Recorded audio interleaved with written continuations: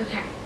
When thinking about what this program would be like, I was very excited to see what opportunities would come my way and how my internship placement would play out. On the other hand, living in the city sent caution flags through my mind, especially regarding safety. I'm used to my small town in southern Maine, so this was a huge adjustment for me. One experience in the program helped me change how I deal with and process a traumatic event. You see, my apartment was broken into a short while ago. Some creep was breaking into apartments and peering into windows in and around the Alston-Brighton area. But one thing that never crossed my mind was how I would feel if it were my apartment. So roughly midway through the program, my roommates and I came home one night and the apartment was not how we had left it in the morning. A weird feeling started settling in my stomach when I noticed my door was cracked open. I pushed the door with my foot to see that the drawers were left open, items were out of place, and even things were left on the floor. With food being the only thing on my mind when I came home from class, I didn't think much of it and my OCD self began to clean everything up. Many thoughts and questions ran through my mind nonstop. Oh wow, I'm living in the city, I'm not on my small college campus. What is the next step? What do I do now? But the most important questions, how do I cope with this? How do I deal with my own emotions and how I feel about what had happened? I struggled with these questions for weeks after the incident. I knew I couldn't do it alone, so I reached out to my friends and family for support.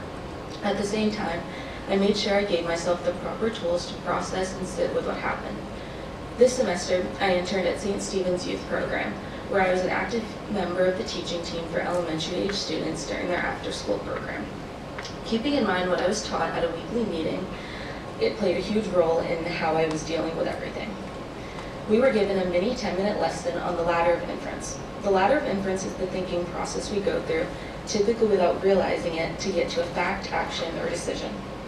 On the ladder, one must go through many steps before reaching the end. But when things do not go our way, it can be very easy to skip steps or jump right from the first all the way to the last, missing many of the important steps in between.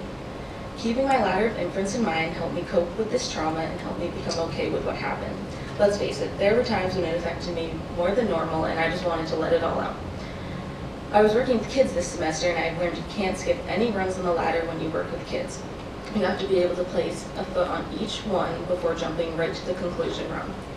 Learning about the ladder of inference and examining my own helped me deal with the break-in and made me experience a more informed way of healing. Without this experience in the city, I don't believe I would feel this in tune with how I deal with my thoughts and actions or making a decision after a traumatic experience. Weirdly, the break-in turned out to be a good experience. Okay, maybe not great, but you know what I mean. This may not have been an ideal situation, but without the break-in happening, I would not have learned how I best process and find closure with traumatic events. I'm very proud of how I processed and dealt with the tough situations that I have no control over. Thank you.